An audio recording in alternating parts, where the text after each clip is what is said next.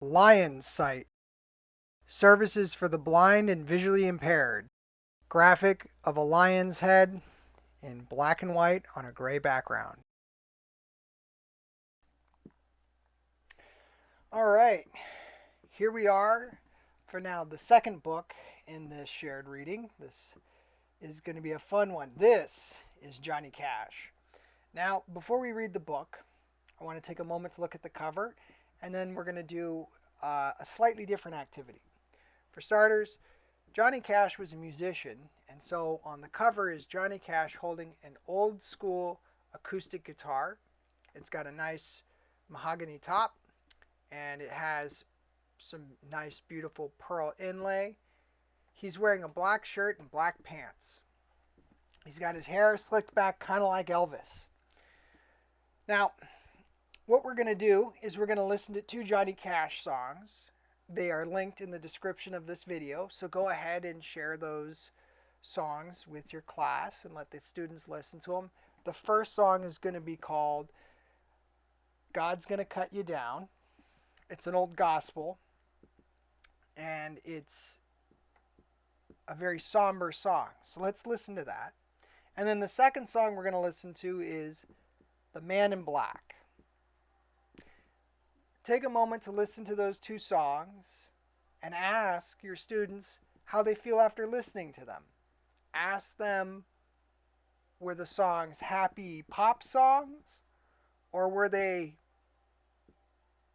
a little bit sad, maybe somber?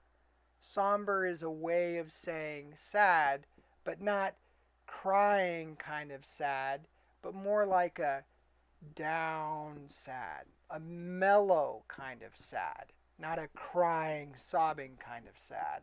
Let's talk about it from that perspective. All right, take a moment to pause the video and listen to those songs.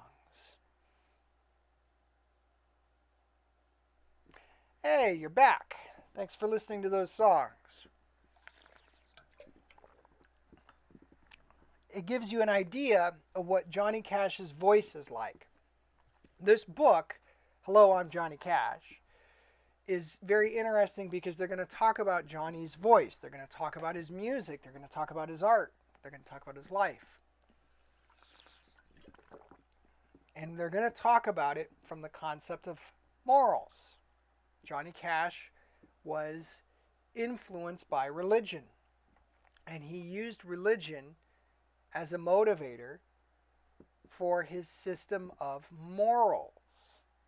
These are things that he believed in: right, wrong, good, and bad.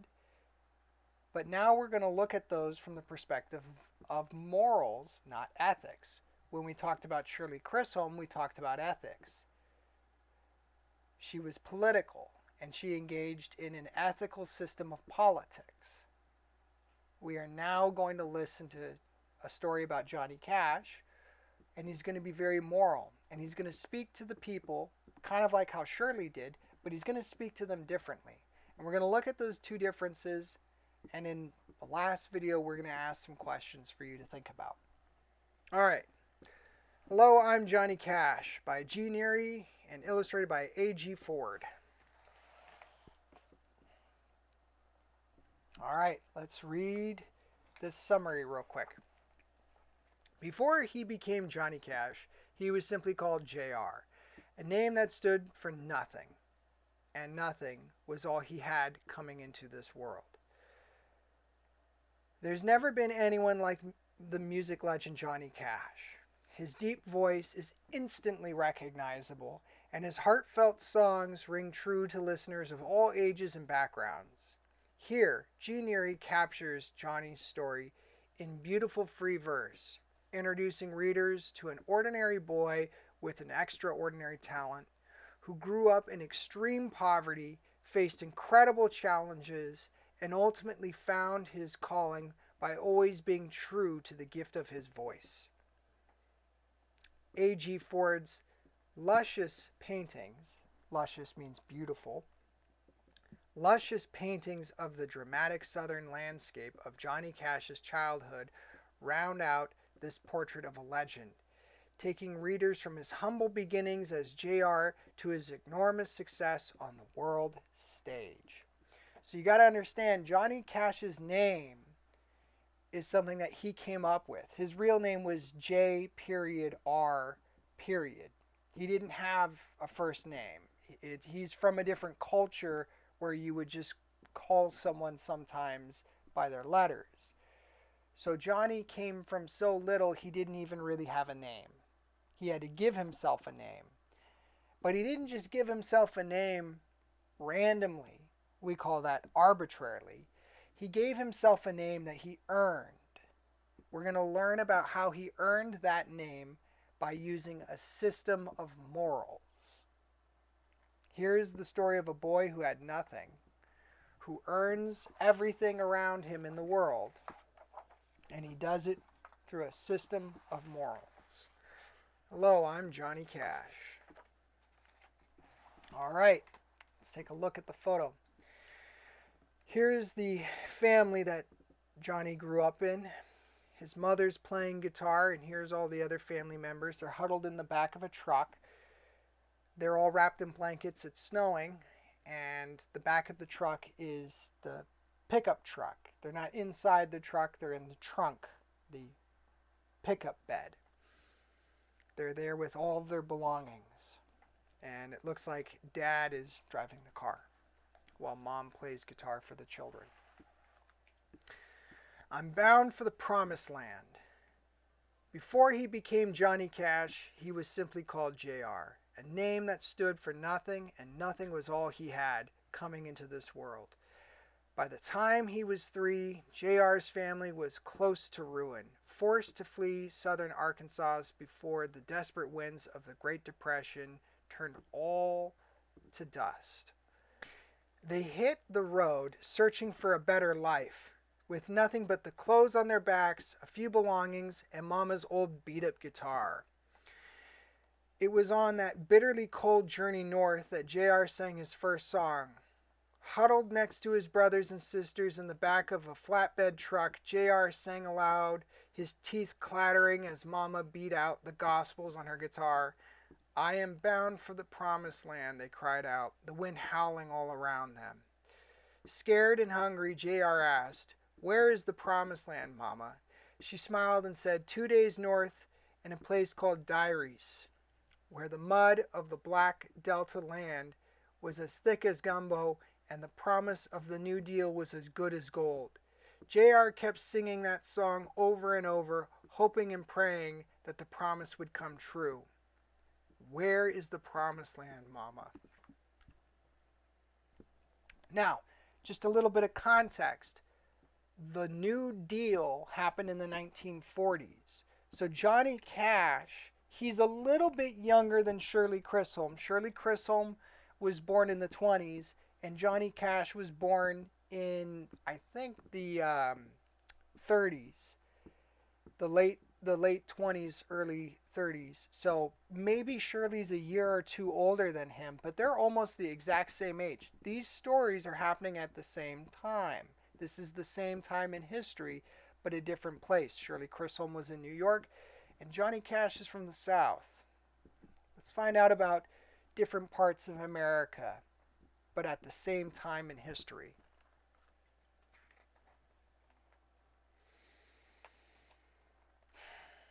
"5 feet high and rising. Surrounded by a jungle of thickets and boulders, Diaries sure didn't look like the promised land.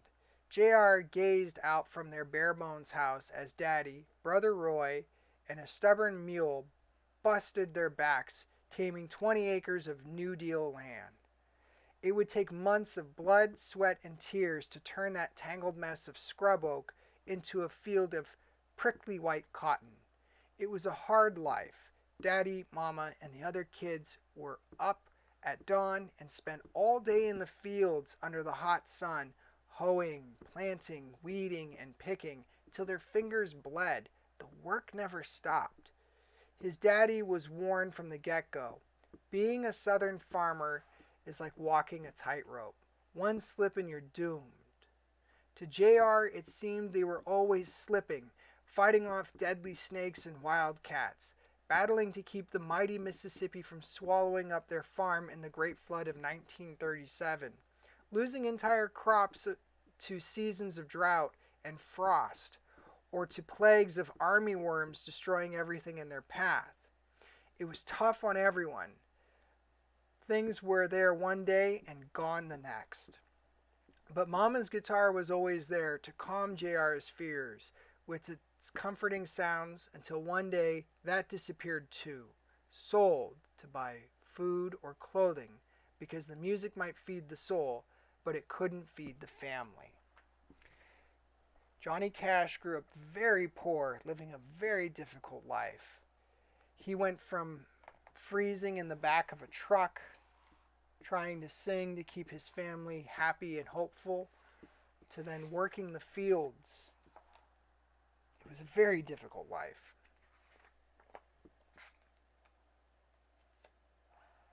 Faraway places. Here's young Johnny Cash singing on the porch, and right here's a radio. And this is how he learned to sing. He would sit and listen to the radio, and he would sing the songs on the radio, and then he would go work in the fields. Too young to work the fields, JR watched from the front porch as his family headed out to the cotton patch. He hated being by himself, so Daddy bought him a small powered radio to keep him company. From day one, JR was glued to that tiny speaker, amazed by the endless songs playing just for him. Beautiful music came out of that box, simple but heavenly. Guitar, bass, drums, and a voice. Those radio stations took him to faraway places. Remember, this is a battery-powered radio. Remember, when Shirley Chisholm lived in Barbados, they didn't have plumbing. Well, here in America, Johnny Cash didn't have electricity. So this little radio here is battery-powered because that's the only way for them to have electricity. Those radio stations took him to faraway places like Nashville, New Orleans, or Del Rio, Texas, playing songs about a world he'd never imagined before. Folk, blues, cowboy, gospel, and pop music. The radio had it all. To Mama's surprise, JR remembered all the songs he heard. He could sing Hobo Bill's Last Ride like Jimmy Rogers himself. Pretty soon, the neighbors took notice, dropping by to hear him belt out a tune with his tiny voice. JR, the human radio, at just 5 years old.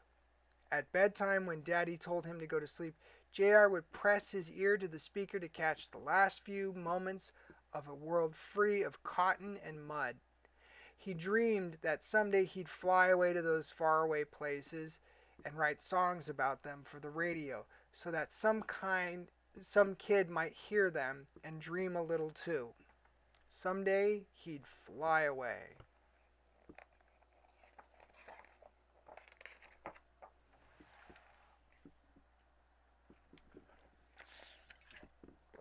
Let's take a moment to look at the picture.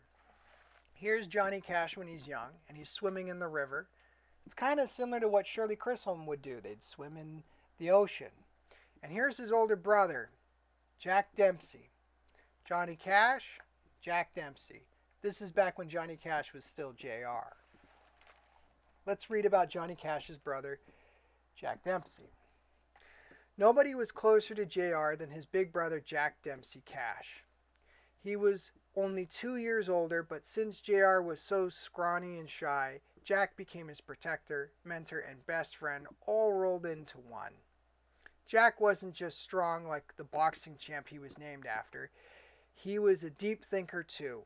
Like their granddaddy, the horseback preacher, he had the calling to teach the Bible. He taught JR right from wrong and about hard work and sacrifice, but he also knew how to have fun. Sharing secrets at a fishing hole, climbing trees like squirrels, or reading passages from Jack's dog-eared miniature Bible late into the night. The two were never apart. We're hearing a little bit about religion now, how religion played an influence in Johnny Cash's life. We heard a little bit about gospel and now about his exposure to the Bible. We're not going to talk about the Bible too much, but we will find out about how church influenced Johnny Cash's life. And that's going to influence his moral calling. Remember, morals are influenced by the church or by any real religion. So, for example, you have church, you also have mosques, you have temples, and you have various other shrines. Any place where some kind of religion is worshipped, they are talking about morals. Let's continue on. Jack was fearless. When Daddy drank too much and turned his anger on Mama and the kids, it was Jack who stood up to him. When JR found a stray dog and Daddy shot it because it killed 2 of the chickens, it was Jack who helped ease his pain. By the time JR was 8, he and Jack were working side by side picking cotton with the rest of the family in the sweltering Arkansas heat. As he pulled his cotton sack along the darkened earth, JR sang, lifting everyone's spirits with his high voice.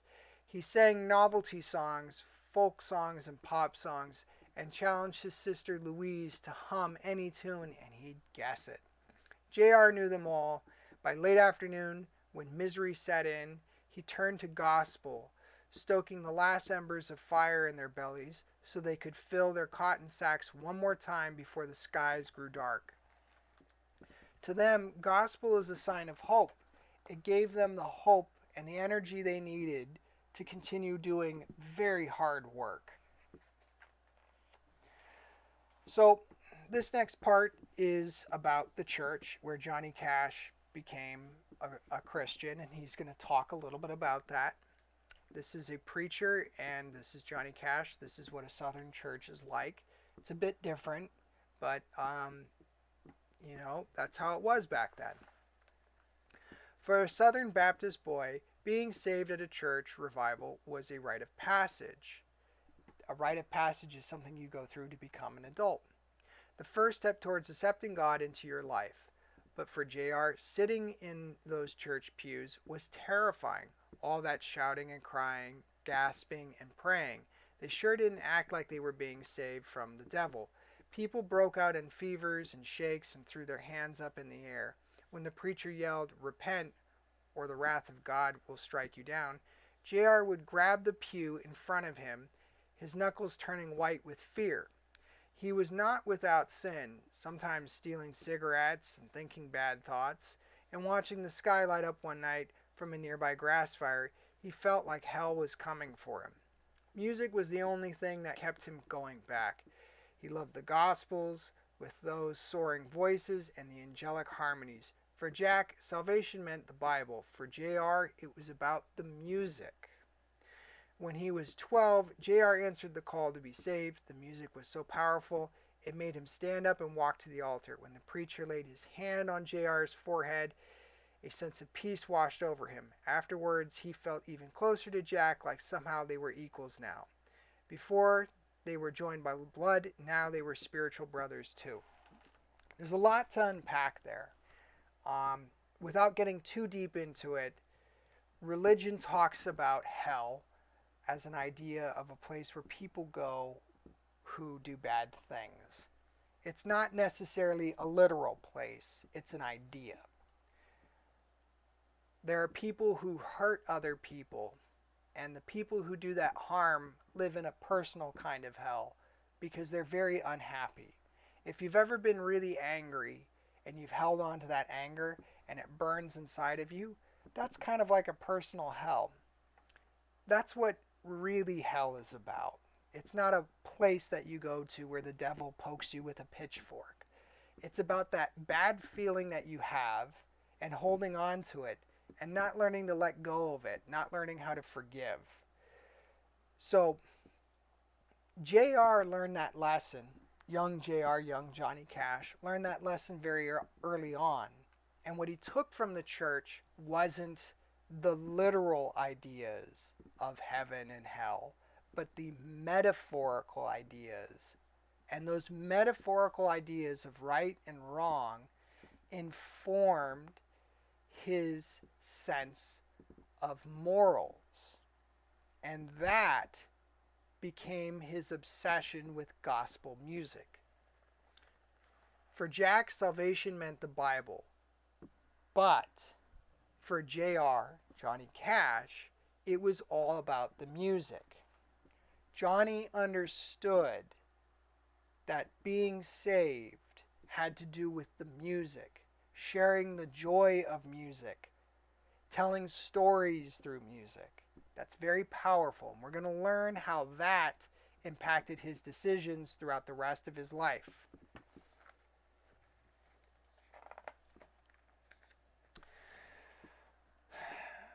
Meet me in heaven. It started off as a perfect spring day, one of those Saturdays where he and Jack would laze about on fishing under the weeping willows that line the Trianza River. JR wanted Jack to come fishing like they did most Saturdays. JR wanted Jack, his older brother, to go with them. But times were tough and Jack had a chance to earn some extra money for the family. Jack knew he should go to work, but he kept stalling. I feel like something bad is going to happen, he said. JR tried to get Jack to change his mind, but he couldn't stop him from going.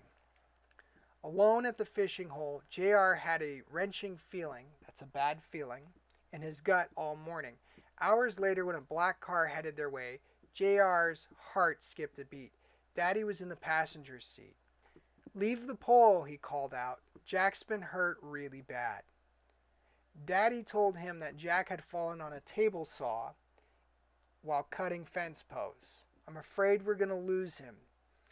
It was the first time JR saw his daddy cry. At the hospital, the family gathered around praying and crying. Jack opened his eyes one last time. "Can you hear the angels singing?" he said. "I'm going there, Mama." The day after they lowered Jack's body into the earth, the family had to work the fields. JR felt like he had died too. He felt if only he had tried harder to stop Jack from going to work, he might have saved him. Watching Mama fall to her knees in the fields with tears in her eyes was almost too much for him to bear. JR didn't know what to do, so he just started singing the spirituals from Jack's funeral, and Mama stopped crying to listen. JR kept singing all afternoon, letting his pain pour out through his strong voice, which carried for miles across the fields to heaven above. So this is the fishing hole where Jack and his brother, JR, would fish. And JR is here alone because Jack had to go to work. They were very poor, and so as a child, Jack had to work, and he worked in a mill. That's what they called it back in the day, a mill. And that's where you would cut fence posts. And back then, those were very dangerous jobs, which is why you could get a job there, because people didn't want to take those jobs, and for a good reason. As a young child, Jack fell onto a table saw and died. It wasn't easy work, it wasn't safe work, and that's why Jack died. He was very young when that happened. Think about how that would affect you if someone you loved very close to you died when you were young.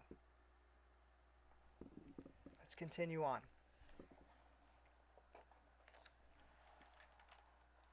Hurt. Here's a picture of Johnny Cash playing guitar, and here's a boy who helped teach him how to play guitar. The boy has braces on his legs. He has braces on his legs because he had polio. Polio was a disease that went around way back in the day, in the 40s and 50s, and it left people crippled and unable to walk for the rest of their life. This boy was very lucky. He could walk a little bit with a cane or a crutch, but for the most part, he couldn't really walk. Johnny would hang out with him, and let's see what they would do together while they would hang out. I'm going to take another sip of water.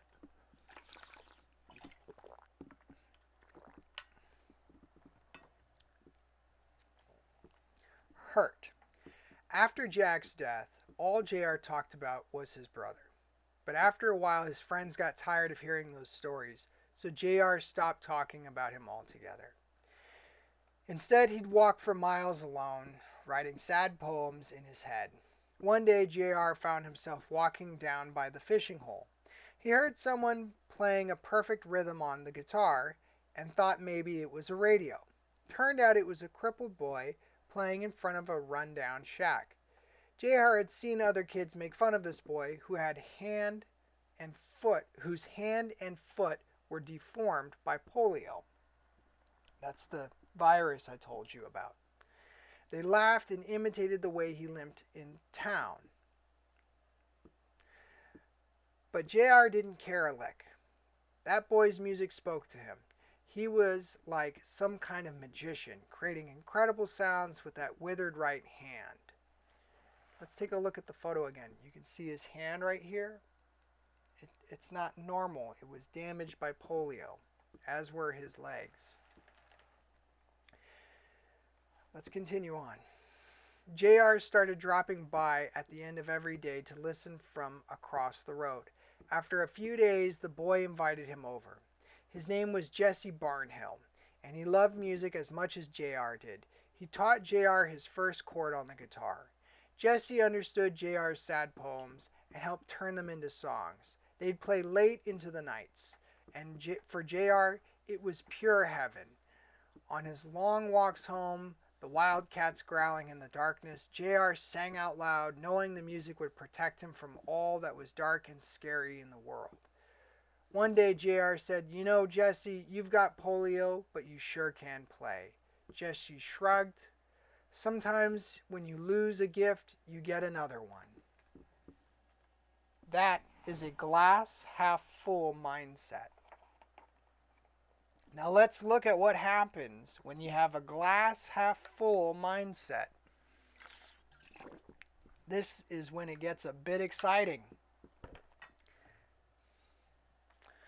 All right, we've got two people here standing on a stage. They both have fancy dress coats on, and they're playing guitars, singing into a microphone. And who's that in the front right there? That looks like JR. Oh, what a dream. The rest of the time, JR could be found hauling a 6-foot cotton sack through the fields. Hard work helped get his mind off of Jack. Some days he worked so hard he ended up with 300 pounds of cotton. His one break in the day was lunch, but he usually had something other than food on his mind. The High Noon Roundup was the most talked about radio show in the Mid-South for one reason: the Louvin brothers. I guess that's who these two are, the Louvin brothers. Those country boys were considered the best duo ever, and hearing them got JR through many a day. When he found out they were coming to perform at a local high school, JR knew he had to go. He showed up 2 hours early, and when the brothers finally stepped onto stage, it was like they'd walked right out on the radio and into JR's life. He wanted to tell them, "I'm going to be a singer on the radio someday too," but the music left him speechless. Their rousing harmonies pushed the crowd to their feet, stomping with joy. In person, they were twice as good as on the radio. Sitting in the front row, JR felt every note washing over him. He was never happier. The pain and weariness from Jack's passing lifted, and after the show, he floated all the way home. That night, he couldn't sleep. He had seen the future. It was a stage, and he knew he belonged on it. Daddy thought that big dreams were a waste of time for a country boy. "You'll never be anything as long as you've got that music on your mind," he warned. But JR couldn't help it.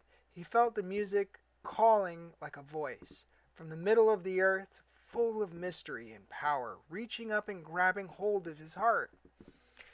His brother Roy once dreamed of being in a band of his own, told him to follow his gut. "Someday you're going to be somebody. The world's your apple, and you're going to peel it."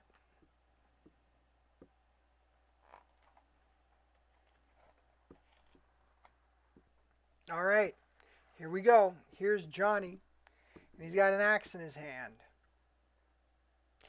He used to work in the field, so this is a tool you would use. It's pretty hard to use an axe. You got to be very strong. Let's keep reading. Even though Daddy was against it, Mama kept encouraging JR to sing. It was the only time he seemed at peace after Jack's passing. She thought his music brought him closer to God, so she pushed him to perform in church, where his strong tenor voice rang out like the gospel truth. Folks listened eagerly as moved by his singing as they had been by the voice of the granddaddy, the preacher from long ago. Now let's mention something. When you listen to Johnny Cash sing, he had a deep baritone voice, a deep voice. That's what you heard on those YouTube videos when we played those. But here he's young, so he has a high voice. He's got a tenor voice that's higher. Tenor's in the higher range. So Johnny used to sing very differently. Mama wanted him to take singing lessons, thinking it might help his chances to succeed. She worked a whole day doing other people's laundry to pay for the lesson. But when the teacher asked JR to sing, she was stunned by the voice she heard. "Don't ever take voice lessons again," the teacher said. "Don't let me or anyone else change the way you sing." One hot summer day after JR's 17th birthday, he and Daddy chopped wood for almost 12 hours straight. JR dragged himself home, singing as he always did after a hard day's work. Mama turned around surprised. "Who was that singing in such a low, booming voice?" "That was me," said JR, her eyes filled with tears. "You sound exactly like your granddaddy." JR shouted out, "Hey, my voice dropped." He was startled at how low he could sing. His voice was suddenly as smooth and deep as the Mississippi itself. Mama looked at him straight in the eye. "God has his hand on you, son," she said. "You have the gift, and you'll be singing for the world someday." So when your voice drops, that's when you get older, and particularly in men, their voice is lower. Let's find out who this person is. She looks very friendly. She looks very happy, and she's got a big old microphone in front of her. And who's that right there? That guy who's standing up out of the audience watching her. We'll meet again. JR's senior class trip gave him a taste to life outside Dryas. Music City, Nashville, Tennessee, was like a dream to him. He'd heard and read so much about it that he couldn't sit still for the entire 250 miles they traveled. That is a long ways to go on a trip. Not only were they headed for the country's most famous stage, the Grand Ole Opry, but they would also be seeing his favorite vocal group, the Carter Family. Mama used to sing Carter Family songs when JR was small, and he'd loved them ever since his favorite song, "Can the Circle Be Unbroken?" Usually featuring their youngest member, June Carter, who was barely older than him. The first time he ever heard her cracking jokes on the radio, JR laughed all day long. When he finally saw June in person from the balcony of the theater, JR was smitten. She was beautiful and could sing like nobody's business. He was suddenly struck with a feeling that sooner or later they'd be singing together on that very stage. From then on, he kept track of her travels, listening as she popped up on the radio from all over the country. He knew someday he'd catch up to her, and that day he was singing next to June Carter would be the day that he truly arrived. Sooner or later, they'd be singing together. So, the Johnny Cash story is kind of a fairy tale story. He ran into June Carter while she was a successful musician before he had made it, and he fell in love with her while she was a very prominent country singer. And then later on, they got married. We're going to find out about that, though, because there's a lot that happens before those events. And we're going to find out how Johnny Cash gets there. We're going to find out how he becomes the Man in Black. So let's take a look at him now. He's working hard. What is he doing? He's working in the military. He's got a military uniform, and he's writing down on paper, and he's listening on headphones. Let's find out what he's doing. I'll fly away. After high school, Dryas no longer held much for JR. Jack was gone, cotton was no longer king, and jobs were scarce. Once he tried to work in the auto plants up north, but he only lasted 3 weeks. Being cooped up on the assembly line was too much for a country boy. Stuck back home, JR dreamed of one day flying out of those cotton fields into the wild blue yonder. Daddy had traveled to all kinds of places with the army, from New Mexico to fight off Pancho Villa, all the way to France to battle the Germans in World War I. For JR, the Air Force would be his ticket out. When the Korean War began, JR joined up, giving himself the name John R. Cash because the military required a full name to enlist. This is when he gives himself a name. And he doesn't earn it by being a pop star. He earns it by working a regular day job like everyone else. A lot of people dream of becoming a pop star, becoming a YouTuber, or becoming this, that, or the other. But JR becomes Johnny Cash because he just works an honest day job. That's part of his morals. During boot camp, his higher-ups discovered he had a special talent. They sent him far away to Germany, where he found himself listening to the radio once again. Only this time, it was serious business. Top secret, in fact. He was intercepting coded messages from the Russians. All those years of listening to every note of every song turned him into a master radio operator. John worked long hours, and to pass the time, he hummed along to the beat and rhythm of the Morse code coming in over his headset. He imagined Mama's old guitar playing along too, and suddenly he knew what he needed to overcome his homesickness. John trudged through the miles of blizzard to find what he was looking for, a cheap $5 guitar. He hugged it to his body and felt the warmth of the music it would bring. He remembered the few chords that Jesse had taught him, and he started playing. Remember, Jesse, I believe his name was Olson. Let's jump back for a quick second. There's Jesse Barnhill. Jesse Barnhill was the guy who taught him.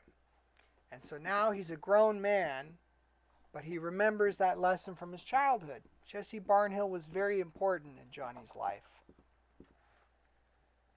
He remembered the few chords that Jesse Barnhill had taught him and started playing. The sound of that guitar soon pulled in a few other lonely country boys from the base. They formed a band called the Barbarians because that's what their music sounded like to the Germans. But it didn't matter. They weren't any good.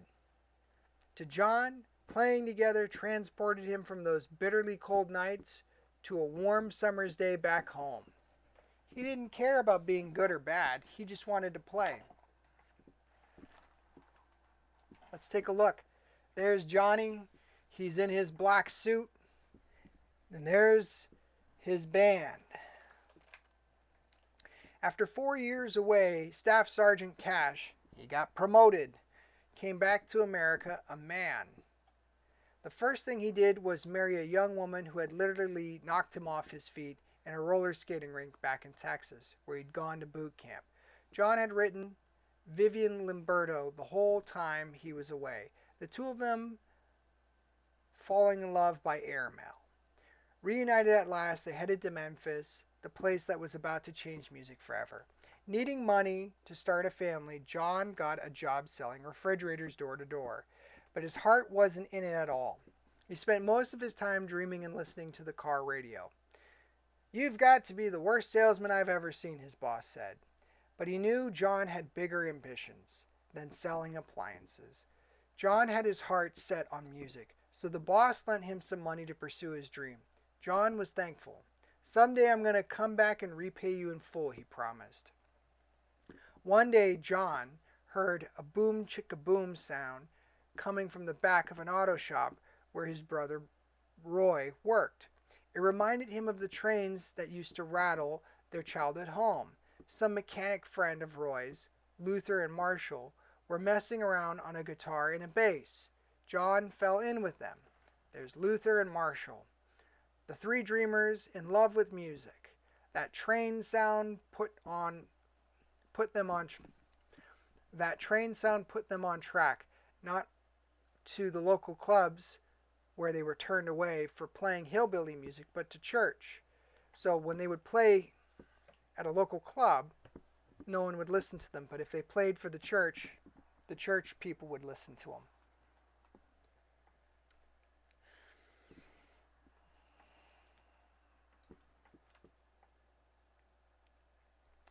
They had no suits, and the only matching clothes they had were black. Black will always be better for church anyway, John said. So they couldn't wear fancy dress suits, but they had their church clothes. That's why they wore black. It was their church clothes. They walked up to the altar with their beat-up speakers and hand-me-down instruments, but the audience didn't care because as soon as John opened his mouth, it was like hearing the voice of God backed by bass and guitars. After that, John started wearing black all the time. All right, this is a cool one. Who's that there? That's Elvis Presley. And there's Johnny Cash playing music with none other than Elvis Presley. Let's find out about this.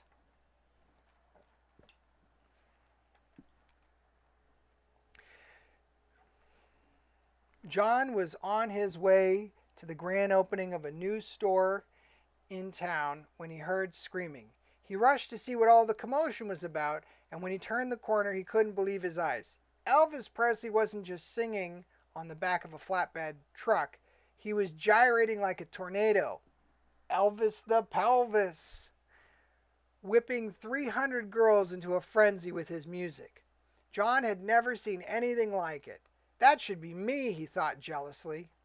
Later, John sought out Elvis and was surprised to find a soft-spoken country boy just like himself with a love for gospel music to boot. Soon they were trading licks on the guitar. "Say, what did you call that music you were playing?" asked John. "Rock and roll," said Elvis. And his producer, Sam Phillips, there's Sam Phillips from the legendary Sun Records. Both loved the beat of the blues and the soul of country music. They mixed it together and came up with a new sound. John wanted some of that magic. Soon after, John started showing up at Sun Records, where he pestered Sam Phillips into listening to him sing.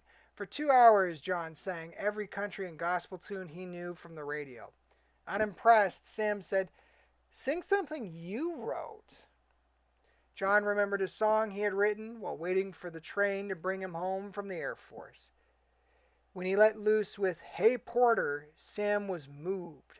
That deep thunder of his voice and the ache in his lyrics made the song believable and true. "That's the one. That's the one that's going to be a record," said Sam.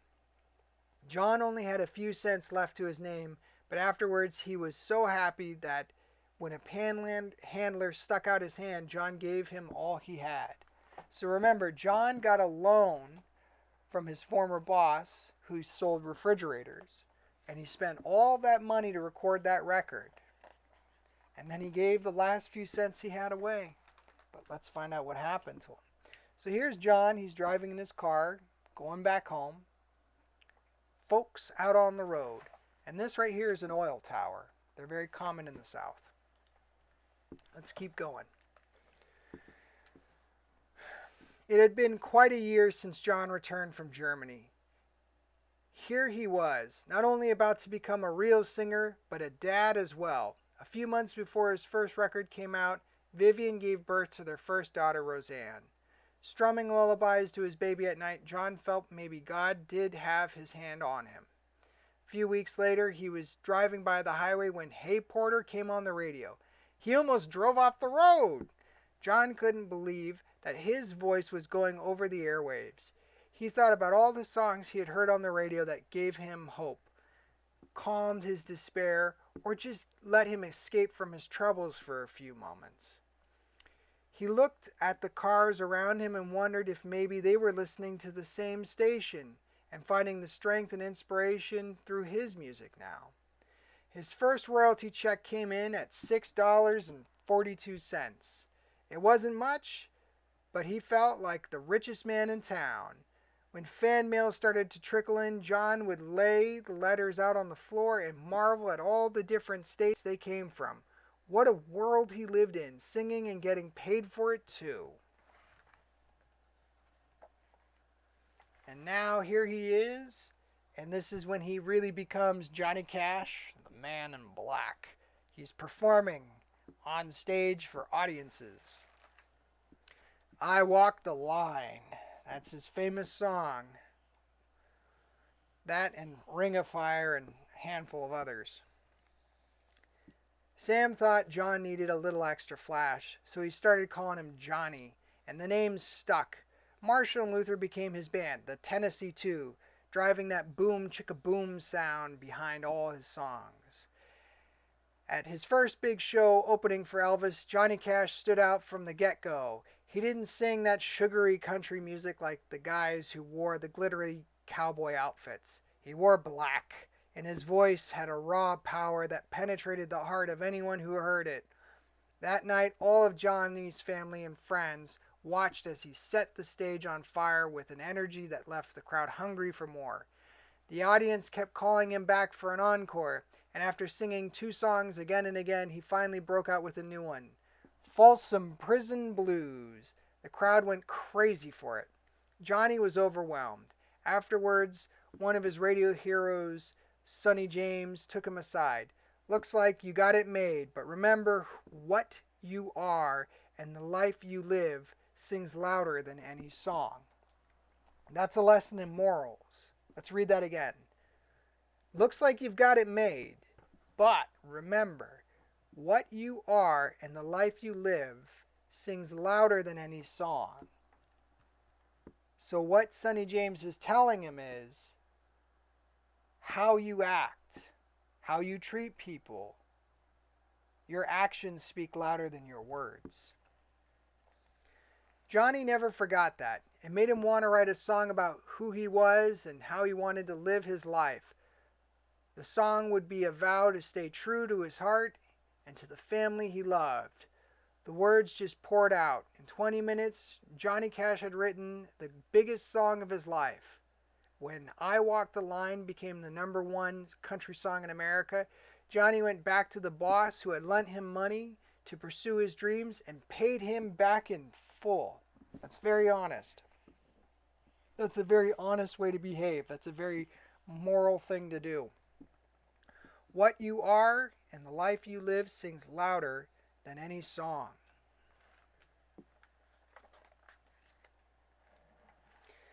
Hello, I'm Johnny Cash, and there he is, the man in black.